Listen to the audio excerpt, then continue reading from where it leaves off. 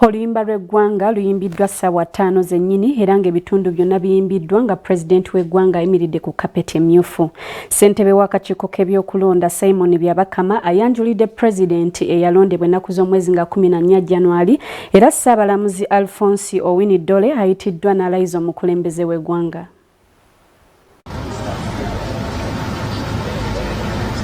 Okuyimba oluyimba lw'eggwanga ebitundu byonna bisatu kwekuzzeeko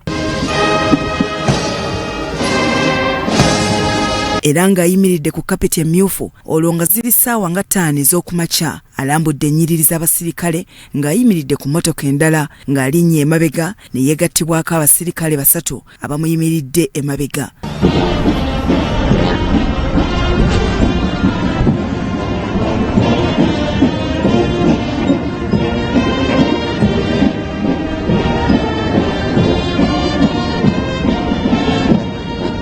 Abakakiiko k'ebyokulonda nga bakulembeddwamu ssentebe w'akakiiko omulamuzi Simon Byabakama batuuse ne banjulira eggwanga omukulembeze omulonde eyalondebwa mu kalulu akaakubwa nga 14 January omwaka 2021. The President-elect Yoweri Museveni Tuhaburwa Kaguta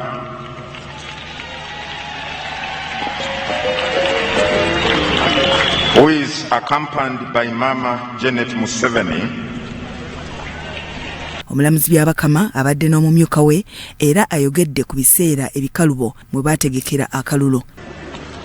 Last but not least, my colleagues, members of the Commission, with whom we weathered the storm and kept the electoral vote balanced. This is a wonderful, dedicated team with whom were able to deliver the election in difficult circumstances.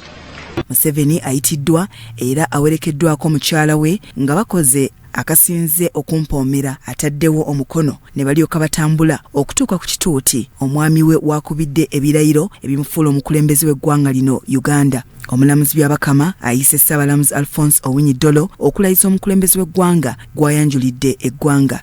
Your Lordship, the Chief Justice of Uganda, I hereby present to you Yoweri Museveni Tuhaburwa Kaguta, he having fulfilled all the requirements as directed by the Constitution and the Presidential Elections Act, for you to administer the oath of allegiance and the oath of the President. Museveni akubye ebirayiro okukuuma n'okuwa ekitiibwa ssemateeka w'eggwanga abantu n'ebyabwe. Yoweri Tuhaburwa Kaguta Museveni